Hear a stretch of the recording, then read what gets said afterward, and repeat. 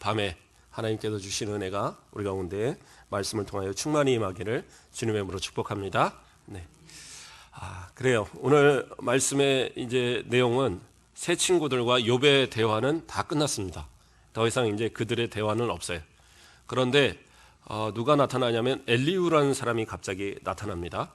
엘리후라는 사람이 갑자기 나타나서 상당히 긴 이야기를 합니다. 이 32장부터 쭉 시작을 해갖고 뒤에 그 하나님께서 말씀하실 때까지 상당히 긴 한번 볼까요? 32장에서 시작해서 38장, 그 37장까지요. 37장까지 보면 말씀이 나옵니다. 그래서 38장에서부터는 그때 여호와께서 폭풍우 가운데 욥에게 말씀하여 이르시되 이렇게 시작하기 전까지 37장까지 그 여러 장을 32, 33, 34, 35, 36, 37 6장에 걸쳐서 엘리후가 긴 이야기를 합니다. 그런데 욥도 그렇고 나머지 세 친구도 아무도 답변을 못해요. 거기다 대해서. 그래서 이제 어떤 학자들은 그런 얘기를 하더라고요. 혹시 이 엘리후의 이야기는 삽입된 게 아닌가.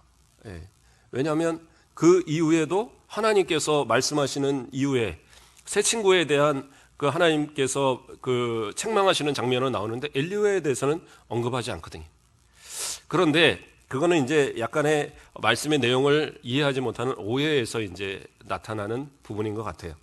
제가 이렇게 말씀을 쭉 살펴보니까 엘리후의 입장은 새 친구들의 입장과는 달랐어요. 어떤 부분이 달랐느냐?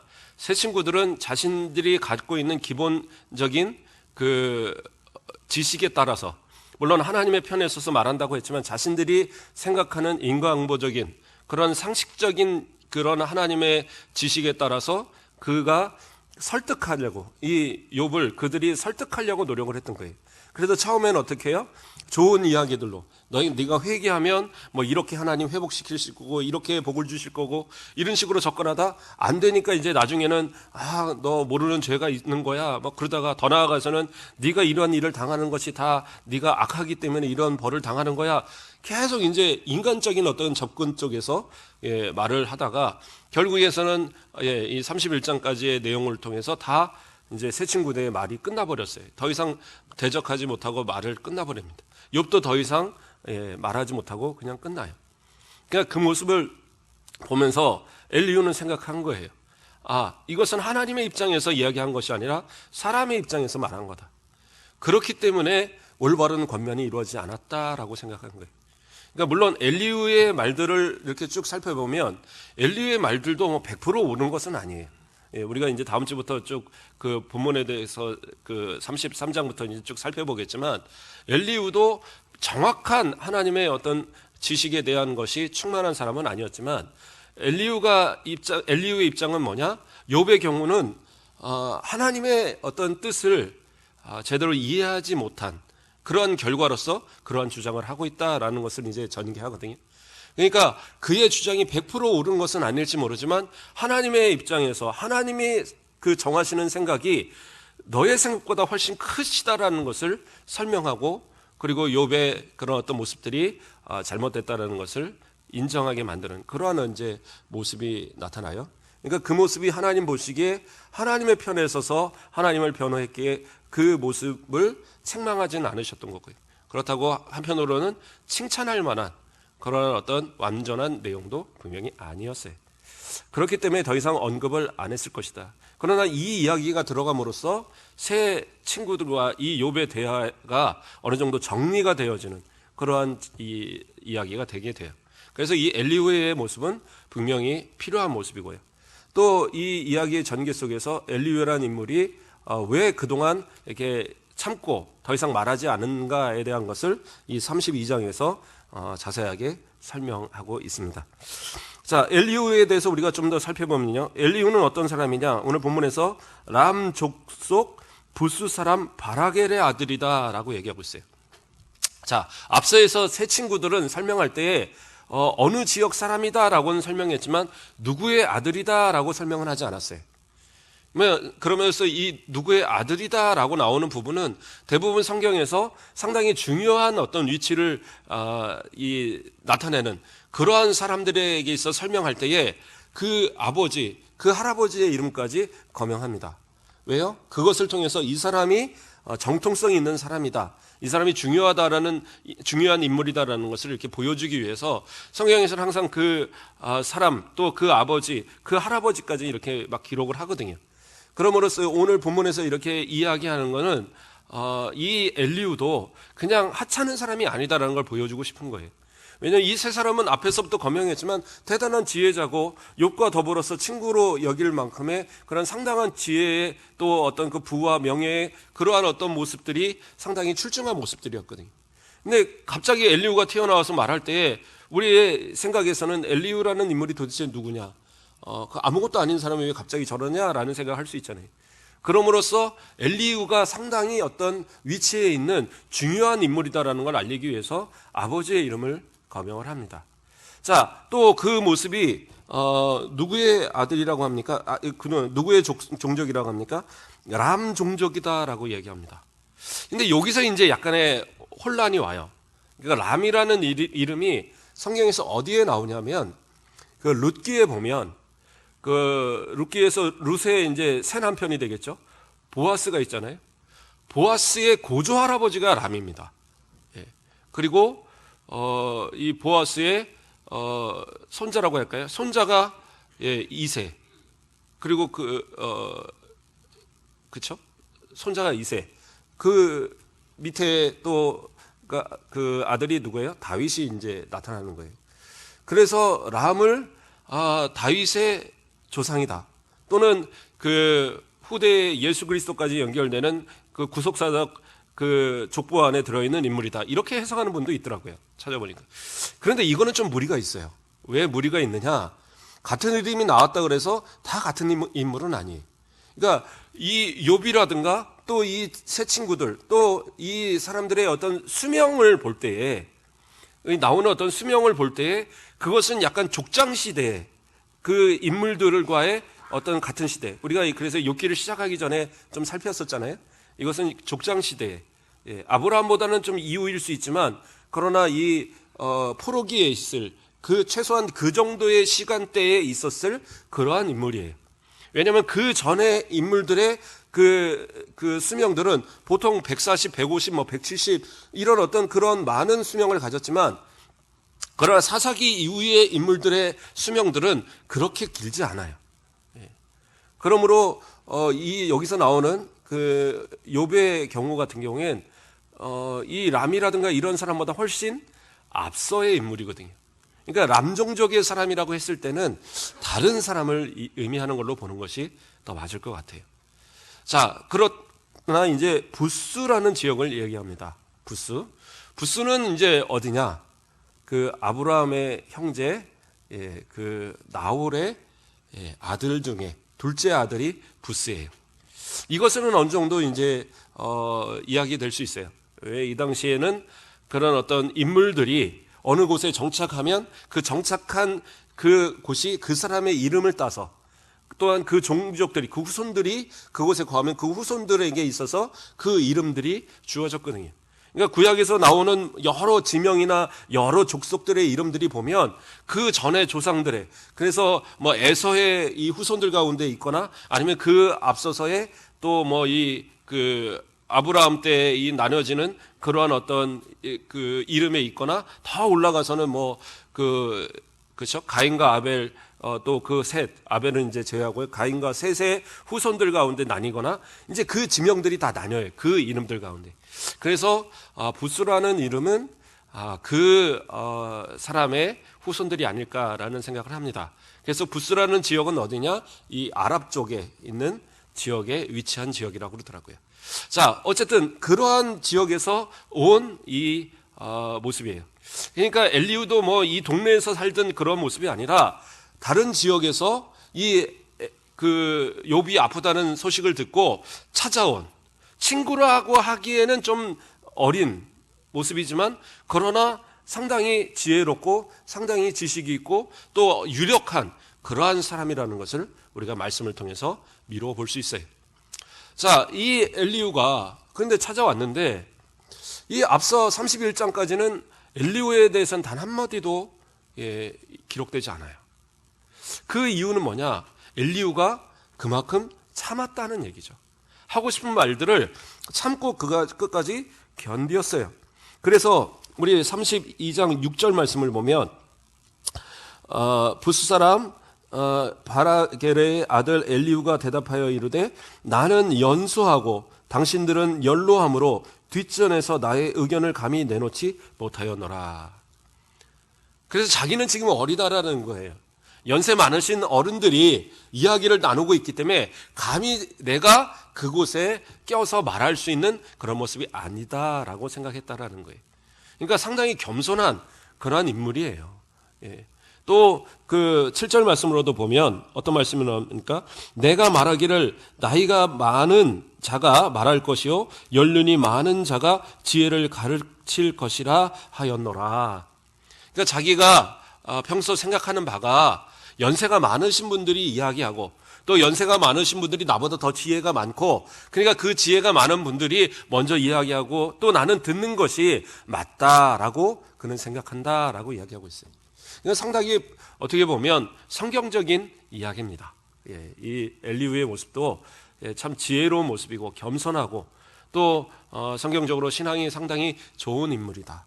왜냐하면 성경에서는 특히 연장자에 대한 그런 예우에 대해서 상당히 잘 요구하고 있습니다. 우리가 십계명에 보면 제5계명이 뭐예요? 5계명 다 아시죠? 내 부모를 공경하라라는 거예요. 내 부모를 공경하라. 그러니까 성경에서는 내 부모를 공경하라는 십계명에서 내 부모를 공경하라는 얘기 나오는데 그런데 나이 많은 사람 공경하라는 얘기는 없지 않습니까? 아니요. 이 십계명은 각각의 이 계명들이 모든 법을 다 함축적으로 나타내는 겁니다. 그래서 이 함축적인 이야기에서 모든 다른 법들이 다시 파생이 돼요. 그러니까 그 성경에 이렇게 출애굽기도 보면 이 십계명 이후에 바로 이어서 여러 말씀들을 이제 말씀하시거든요. 그 십계명의 내용들을 설명하는 또 그런 내용들이 전체적으로 나타나고요.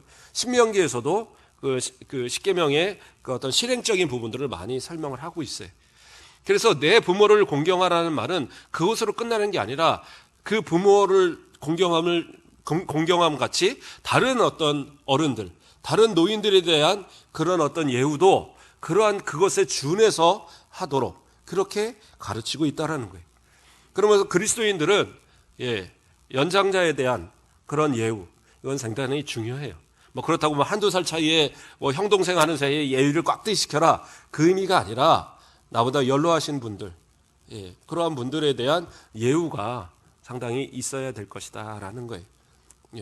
요즘은 저도 버스를 탈 일이 없어도 모르지만 우리나라는 그래도 버스 타면은 이렇게 노인들한테 양보하고 이런 거 있잖아요. 그런데 외국은 그런 게 없나 봐요. 그런 거에 대한 생각이 별로 없어서 아프지 않으면 거의. 그러니까 우리나라 사람들, 외국 사람들 우리나라 오면 혹시 버스 타거나 지하철을 타면 이렇게 노인들이 왔을 때 쫙 일어나는 게 되게 신기하다는 얘기들을 하더라고요. 또 우리는 그렇게 하지 않지만 술 먹을 때 같은 경우에 이제 다른 사람들을 보면 이렇게 우리나라 사람들은 이렇게 두 손으로 어른들이 좀 받고 그러잖아요. 물론 음료수를 받을 때 다 두 손으로 받지만. 그러니까 이 외국인들이 처음 해볼 때는 되게 신기한 거예요. 왜 두 손으로 받지? 그리고 어떤 외국인이 이렇게 해서 그 술 먹는 법을 배우고 집에 이제 돌아가서 미국으로 돌아가서 거기 부모님이 이제 술을 따라 주시는데 두 손으로 받으니까 너 팔이 아프냐? 어디 다쳤냐? 이렇게 물어보더라는 거예요. 어떻게 보면 우리나라는 참 동방예의주의라는 어떤 그러한 이름 하에 그런 부분이 참 잘 돼 있는 부분도 있어요. 그러나 이제 현대에 와서는 좀 많이 그런 부분이 깨져가지 않는가. 근데 가장 성경적인 부분은 뭐냐? 노인에 대한 공경, 연로하신 분에 대한 어떤 존중, 그러한 부분들이 상당히 우리에게는 필요한 모습이다라는 거예요. 그래서 레위기 19장 32절에도 이렇게 말합니다. 너는 센 머리 앞에서 일어서고 노인의 얼굴을 공경하며 내 하나님을 경외하라. 나는 여호와니라. 하나님 공경에 대한 이야기가 나오면서 앞서서 뭐라고 그래요? 센 머리, 그러니까 머리가 흰 백발의 노인들에게 어떻게 하라는 거예요? 일어서라. 그 사람 앞에서 예의를 갖추라는 거죠. 그리고 또 뭐라고 그래요? 노인의 얼굴을 공경하며, 그러니까 그분들에 대해서 열심히 최선의 예의와 또 공경의 모습을 다하라는 거예요. 그 이유가 뭐냐? 바로 내 하나님을 경외하라. 나는 여호와니라. 하나님께서 말씀하신 것이다라고 이렇게 말씀하고 계신 거예요. 그러므로 예수를 믿는 우리들, 하나님을 믿는 우리들은 어떻게 했어요? 그 말씀에 순종하며 살아야 되잖아요. 그렇기 때문에 노인에 대한 어떤 그러한 공경, 이러한 부분들은 분명히 중요한 부분이다라는 거예요. 단적인 예로 솔로몬 왕의 그 뒤를 이어서 된 왕이 있습니다. 아들 누구예요? 르호보암이 있습니다. 르호보암이 왕이 될 때에 백성들이 물론 대표들이 모였겠죠. 온 백성들이 이제 모인 겁니다. 모여서 르호보암 앞에 와서 하는 말이, 자, 당신의 아버지는 우리에게 많은 이 노역과 많은 것을 세금을 요구하고 이렇게 해서 우리가 많이 힘들었습니다. 그러니까 그때는 뭐 성전도 지어야 되고 여러 가지 일이 있었으니까요. 그러나 이제는 당신이 좀 우리에게 그것을 좀 감해 주셨으면 좋겠습니다. 그렇게 이제 부탁을 하는 거예요. 그러니까 이제 이 르호보암이 알았다. 그러니까 너희들 가서 3일 뒤에 와라. 그리고 이제 돌려보냈어요. 그리고 이제 고민을 한 겁니다. 이것을 어떻게 할까? 그래서 그가 했던 방법 중에 하나가 열왕기상 12장 8절에 보면 왕이 노인들이 자문하는 것을 버리고 자기 앞에 모셔 있는 자기와 함께 자라난 어린 사람들과 의논하여라는 장면이 나와요. 그렇죠? 이 말은 어떤 얘기냐? 자, 노인들의 말을 따르지 않고 젊은 사람들의 말을 따랐다라고 표현하는 거예요. 그러면 이 노인들은 누구냐? 자, 다시 열왕기상 12장 6절 말씀에 보면 르호보암 왕이 그의 아버지 솔로몬의 생전에 그 앞에 모셨던 노인들과 의논하여 이르되, 그러니까 누구예요? 아버지를 자문해 주던 그런 어떤 고문 역할을 했던 그러한 노인들이에요. 그러니까 솔로몬은 어떤 왕입니까? 지혜의 왕으로서, 전무후무한 지혜의 왕으로 우리는 아는 왕이에요. 그가 잠언을 기록했고 전도서도 기록하고, 그렇죠? 그 잠언은, 그 전도서는 지금까지도 상당히 지혜로운 이야기로서 우리에게 많은 교훈을 더하고 있습니다. 그렇죠? 우리가 주일 오후에 잠언에 대해서 쭉 살펴보지만 상당히 지혜로운 이야기고 지금의 우리와 적용해도 전혀 손색이 없는 말씀들이 대부분의 말씀이에요. 자, 그러한 어떤 내용을, 성경에 기록될 만한 그러한 잠언을, 또 그러한 전도서를 기록할 이런 솔로몬의 지혜임에도 불구하고 그는 어떻게 했느냐? 어떤 일을 결정할 때, 어떤 일을 이렇게 말할 때에 그냥 자기 뜻대로 결정하는 것이 아니라 노인들에 대해서, 그 연로하신 분들에 대해서 모셔서 그분들의 의견을 청취하고 그분들과 함께 상의해서 그 내용들을 결정했다라는 거예요. 예. 그러니까 참 그래서 지혜의 왕이 된 거예요. 그런데 이 르호보암은 그 말을 처음에는 들었어요. 이렇게 모아서 얘기를 들어봤는데 자기 생각하고 안 맞는 거예요. 가만히 들어보니까 이건 내 생각하고 안 맞아요. 그러니까 그 다음에는 어떻게 해요? 자기하고 함께 자란 동무, 비슷한 연배의 사람들을 불러 모아요. 자, 내가 이렇게 이런 그 백성들의 질문이 들어왔는데 어떻게 해야 되겠느냐라고 물어보는 겁니다. 그랬을 때 이 젊은 사람들은 뭐라고 하느냐? 아니요, 왕은 강한 통치로 다스려야 된다라고 가르친 거예요. 강한 힘으로 눌러야지, 초장부터 잡아야지, 안 그러면 이제 나중에는 덤비게 된다. 그러니까 초장부터 잡자. 이게 젊은이다운 이제 답변인 거죠. 근데 그 말이 더 마음에 좋았던 거예요. 그래서 어떻게 해요? 가서 그대로 얘기합니다. 그거로 인해서 이 백성들이, 아니 우리가 무슨 다윗에게 빚진 게 있느냐? 다윗을 무서워 우리가 빚져서 왕으로 세운 거냐? 다윗의 왕가하고 우리는 관계가 없다. 우리는 이제 너희들하고는 끝이다. 그리고는 르호보암과 선을 그어버려요. 그래서 어떻게 합니까? 베냐민 지파와 유다 지파. 물론 이제 레위 지파는 제사를 감당해야 되니까 남아야 되고요. 그 외에 10지파들이 다 어떻게 돼요? 여로보암과 함께 반역을 해서 북이스라엘을 건국하게 됩니다. 그 원인이 뭐예요? 물론 그 앞서서 이 모든 이제 잘못은 솔로몬의 어떤 죄로 인한 하나님의 어떤 징계의 계획이 있었지만, 그러나 그 드러나는 어떤 그 상황 속에서의 이유는 뭐예요? 르호보암 왕이 바로 노인들에 대한 그 지혜를 무시했기 때문에 그러한 모습이 있다라는 거예요. 그러니까 교회에서도 마찬가지예요. 교회에서도 어른들에 대한 그런 어떤 섬김 또 어떤 존중, 이건 대단히 중요한 거예요. 그래서 그 디도서나 또는 디모데후서 전서 이런 데도 보면 교회에서 어른들의 역할은 어떻게 해야 되느냐. 디도에서도 보면 늙은 뭐 남자는 어떻게 해라, 늙은 여자는 어떻게 해라 이렇게 이제 표현을 해요. 그러니까 왜 거기 늙다고 나왔어요? 뭐 성경에 이제 그렇게 기록을 했으니까. 자, 어쨌든 그러한 분들에 대한 존중에 대한 모습과 더불어서 그분들이 어떻게 행동을 해야 되느냐라는 것들을 또 잘 설명을 하고 있어요. 그러니까 성경은 우리에게 그리스도인들이라고 그래서 나만 예수 믿고 나만 신앙생활 잘하다가 나만 천국 가고 이것을 요구하는 것이 아니라 교회 안에서는 서로가 서로를 존중하는 가운데 노인에 대한 존중도 잊어서는 안 된다라는 것. 그러니까 그 삶의 연륜, 그가 이제까지 쌓아온 신앙의 연륜을 무시해서는 안 된다는 것을 분명히 이야기하고 있어요. 그것이 신앙이고 그것이 신앙의 어떤 삶의 성장한 성도들의 모습이에요. 내가 살아온 인생 짧잖아요. 제가 살아온 인생은 너무 짧아요. 저도 뭐 아직 50도 안 된 그러한 모습인데 그러한 모습에서 제가 우리 이렇게 연세 많으신 80이 넘으시고 90이 넘으시고 막 그런 분들을 가르치고 한다는 것이 사실은 참 목사님이 아니고는 불가능한 얘기죠. 그런데 말씀을 드리고 이렇게 하십시오라고 말할 수 있는 근거는 성경에 근거하기 때문에 하나님의 말씀에 근거하기 때문에 그렇게 권면할 수 있는 거예요. 그러나 삶의 지혜, 내가 살아온 지혜에 대해서는 그러한 연륜 많은 분들의 지혜에 비하면 부족하죠. 그분들이 쌓아놓은 지혜가 아니라면 어떻게 보면 새롭게 모든 걸 시작한다는 건 너무 어려운 거예요. 그래서 저는 가끔 물어봅니다. 우리 연세 많으신 권사님들한테 음식은 어떻게 해야 돼요? 막 이렇게 제가 좀 물어보기도 하고. 제가 이전 교회에서는 우리 권사님들하고 많이 친해서 지금도 우리 권사님들하고 친하지만 그래서 제가 이제 요리하는 게 좀 취미고 그런 게 있어요. 이런 얘기 하지 말라고 저희 아내가 막 당부를 했는데 집에서 집안 살림 혼자 다 하는 줄 안다고. 그래도 이제 뭐 재밌는 건 재밌는 거니까. 근데 이제 가끔 뭐 이렇게 신방을 다니다 보면 되게 특별한 음식들을 할 때가 있어요. 그러면 궁금해요. 이걸 어떻게 만드시나. 그러면 이제 말씀을 해주시는 거예요. 뭐 오이즈는 어떻게 담궈야 돼요. 뭐 오이즈 한번 가르쳐 준 대로 담았는데 관리를 잘못해갖고 다 물러갖고 그러니까 어떤 분이 또 그럴 때는 식초를 넣으니까 정말 못 먹겠더라고요.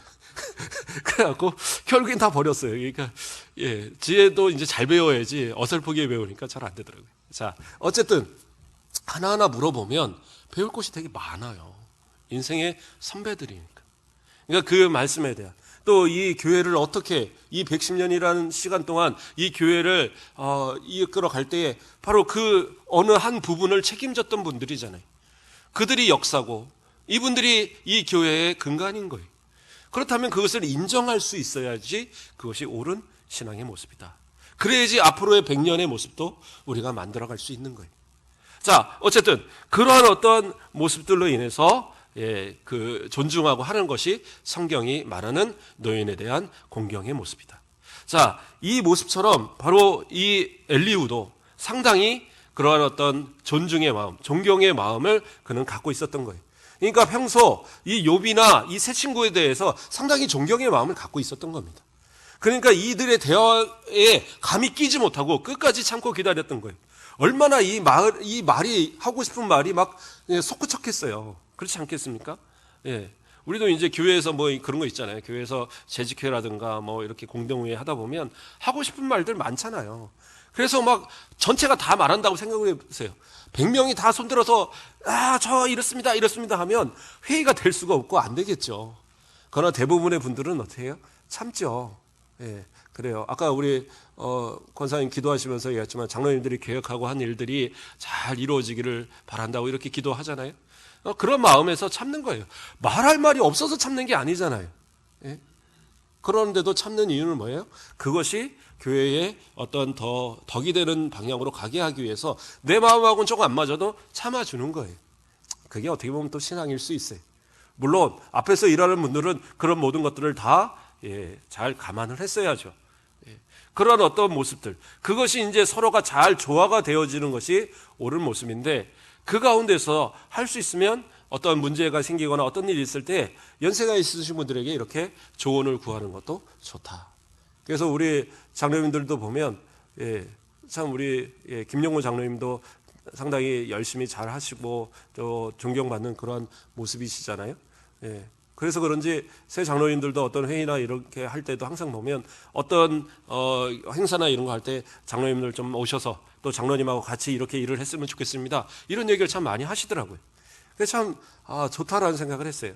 왜냐면 많은 교회들이 이제 딱 은퇴하면 그걸로 끝이에요. 한마디도 이제 같이 뭐 나누는 얘기도 없고, 실제로 뭐 제가 있던 교회에서도 다 마찬가지였고요. 그냥 오죽하면 어떤 장로님들은 저한테 와서 진짜 이렇게 뒤로 물러나니까 교회에서 할 일도 없고 막 이러면서 투덜투덜 하신 분도 있었어요. 그냥 그런 게 어떻게 보면 현실인데, 우리 교회는 그래도 그런 부분에서 참 잘하고 계신 것 같아요. 우리 장로님들도 우리 뭐 은퇴하신 우리 집사님들의, 또 은퇴하신 우리 권사님들, 또 은퇴하신 우리 뭐 장로님에 대한 이런 어떤 예우도 참 잘하고 계신 것 같고, 우리 모든 성도들도 마찬가지로 상당히 그러한 모습에서 잘하고 있는 것 같아요. 그런데 오늘 본문에서 엘리후가 그렇게 참고 참았는데 더 이상은 못 참겠다. 그 이유가 뭐냐? 그 이유에 대해서 이제 3절로 이야기하는 거예요. 또 2절 후반부부터 그가 욥에게 화를 내면 욥이 하나님보다 자기를 의롭다 함이요, 또 세 친구에게 화를 내면 그들이 능히 대답하지 못하면서도 욥을 정죄함이라. 이것은 왜 화가 났느냐? 어떤 일반적인 지혜에 대한 이야기가 아니라 하나님과 관계된 지혜였던 거예요. 하나님과 관계된 말씀에서 그들이 올바른 어떤 결론을 내기를 원했는데 끝까지 올바른 결론을 내지 못하고, 욥은 어떻게 해요? 자기가 의롭다 주장을 하다 보니까 나중에는 하나님이 마치 불의하게 자기를 벌을 주는 것처럼 그렇게 이렇게 결론이 맺어져 버리는 거예요. 그러니까 이 모습이 잘못됐다라는 거죠. 엘리후는 알았어요. 이후에 이제 쭉 살펴보지만 하나님께서 하시는 일이 사람의 생각과는 다르다는 거. 사람이 생각하는 그런 이치가 아니라 하나님의 생각은 더 커서 우리가 생각하는 그러한 것으로 판단할 수 있는 것이 아니다라는 것을 엘리후는 알았어요. 그러니까 내가 왜 이런 고난을 당합니까? 아니요, 하나님의 뜻이 더 큰 뜻이 있다면 그 앞에 순종하는 것이 신앙인 거예요. 그러니까 그것을 깨닫지 못하고 나의 무죄함만을 주장하려다 보니까 하나님께서 무죄한 자를 벌하셨다라는 그러한 결론을 맺어버리는 거예요. 무죄한 자를 벌하시는 것이 아니라 하나님의 계획 가운데 그대로 내버려 두실 것 뿐인 거예요. 그러니까 우리도 가끔은 그런 어떤 오류를, 잘못됨을 범할 때가 있습니다. 우리가 어떤 상황에 어려움을 처하거나 어떤 상황에 내가 막막한 일을 당할 때에 마치 하나님께서 나에게 왜 이렇게 억울하게 하시는가? 하나님 왜 내 편이 안 되시는가? 하나님이 왜 나를 모른 척 하시는가? 나를 버리셨는가? 이렇게 생각하는 그런 경우들이 있어요. 근데 하나님 그런 하나님 아니세요. 우리가 어떤 잘 살 때, 우리가 잘 될 때 그때만 같이 하는 하나님이고, 우리가 이제 쓸모 없어지니까 버리는 하나님, 그런 하나님 아니시라니까요. 근데 우리는 때로는 그러한 하나님으로 자꾸 만들어 버린다는 거예요. 근데 하나님은 어떠한 하나님이세요? 여전히 우리와 함께 하시는 하나님. 어떠한 상황에도 내가 아프거나 내가 어려운 상황이 있거나 내가 가난에 처할지라도 하나님 나를 외면하지 않으세요. 부모가 그렇잖아요. 자식이 용돈 많이 준다고 그 자식만 좋은 자식이에요? 아니요. 연약한 자식 있으면 그 용돈 받아다가 연약한 자식 주는 거예요. 그게 부모의 마음이잖아요. 그런데 자식들은 몰라요. 그러니까 왜 누구는 더 잘해주고 누구는 못해주고 나는 맨날 못 받았고, 다 상황에 따라 그런 거예요. 그 상황을 이해 못하고 부모 원망하는 그런 자녀들, 그 올바른 모습 아닙니다. 어떻게 보면 저는 이제 그 아이들, 주일학교 아이들한테 가르칠 때도 항상 하는 얘기 중에 하나가 뭐냐? 낳아주신 것만 해도 감사다. 낳아주신 것만 해도 감사다. 거기다가 버리지 않은 것만 해도 감사다. 고아원 가보면 정말 아이들 불쌍하더라고요. 제가 고아원 한 2번 갔었던 거, 3번 정도 갔던 것 같아요. 근데 그 뒤로 안 갔던 이유가 너무 불쌍해서 못 가겠어요. 가면 저는 어쩌다 한번 가는 거잖아요. 가는데 같은 데를 2번 간 적이 있었는데 한 번 갔을 때 처음에 한 아이가 약간 그 지체 장애인데, 그러니까 정신이 이제 조금 이제 떨어지는 아이죠. 지능이. 아무도 이렇게 그 마음을 주지 않는 거예요. 이렇게 옆에 와서 이렇게 아무리 뭐라고 해도 답도 안 하고. 근데 이제 옆에서 제가 계속 뭐 과자도 챙겨주고 뭐 챙겨주고 그러다가 제가 화장실을 잠깐 간 사이에 이제 저를 찾는 거예요. 그 오빠 어디 갔냐고. 예. 그래서 그 얘기를 듣고 막 저를 찾아왔더라고요. 누가 그 같이 간 사람들이. 그래갖고 내가 화장실 왔다고 그러면 급하게 이제 들어갔더니 제 옆에서 제 손을 잡고 끝까지 뭐 크게 뭐는 안 하는데 가만히 잘 있는 거예요. 그래서 같이 이제 뭐 재밌게 뭐도 하고 돌아왔어요. 그리고 이제 1년을 잊어버리고 있다가 1년에 뒤에 우리 다시 한번 가보자. 그러고 갔는데 그 방은 다른 사람들이 와서 이렇게 같이 놀아주고 있더라고요. 그래서 이제 저희는 다른 팀하고 가서 이렇게 하고, 그리고 이제 딱 돌아봤는데 와, 그 모습이요. 마찬가지로 옆에서 그렇게 막 과자를 주고 뭐 하고 해도 가만히 이러고 있는 거예요. 그 모습이 너무 마음이 아팠어요. 그래, 내가 오히려 못할지도 했나 보다. 실컷 마음을 주고 막 이랬는데 내일 올까 뭐 또 올까 이런 생각했으면 얼마나 내가 오히려 나쁜 짓 했다는 생각이 드니까 차마 못 가겠더라고요. 뭐 그랬던 적이 있었습니다. 예. 어쨌든 그래요. 버리지 않고 그렇게 해서 키워준 것만 해도 부모에겐 감사해요. 그렇죠? 그런데 나에게 뭐 해줬느냐, 뭘 해줬느냐 이런 것에 대한 원망, 심지어는 어떤 경우는 왜 나를 이렇게 낳았냐고 생긴 모양까지도 이렇게 불만하는 경우들이 있어요. 예. 그거 뭐 어떡하겠어요. 부모가 낳았는데 안 낳았으면 어떻게 태어났겠어요. 예. 뭐 유전적인 거야 나중에 얼마든지, 요즘은 과학이 좋아져서 그렇잖아요. 예. 다 의학이 좋아져서 얼굴도 바꾸고 뭐도 바꾸고 다 하더라고요. 그러니까 뭐 안 되면 돈 열심히 벌어서 고치면 돼요. 예. 그런데 뭐 그거 가지고 부모에게 원망하고, 그게 이제 참 자녀들의 모습인 것 같아요. 그런데 부모는 어떻게 해요? 자녀들을 향해서 더 많이 주고 싶고 더 많이 베풀고 싶고, 그게 부모의 모습들이잖아요. 부모는 존경받아 마땅한 분입니다. 그러니까 자녀들로서 부모에 대한 존경, 그런 모습들을 우리가 잊어서는 안 될 거예요. 자, 좀 말씀이 또 좀 흘러갔는데요. 자, 다시 돌아가서요.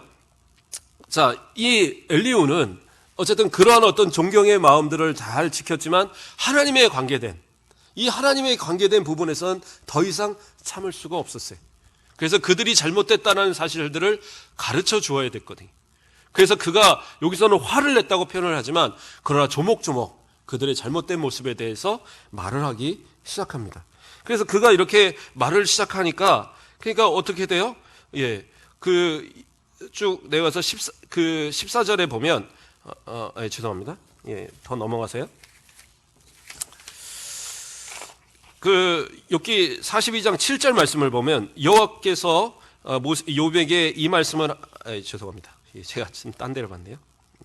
13절부터 15절 말씀이죠. 당신들이 말하기를 우리가 진상을 파악했으나 그를 추궁하는 자는 하나님이시오 사람이 아니라 하지 말지니라. 그가 내게 자기 이론을 제기하지 아니하였으니 나도 당신들의 이론으로 그에게 대답하지 아니하리라. 그들이 놀라서 다시 대답하지 못하니 할 말이 없음이더라 라고 얘기합니다.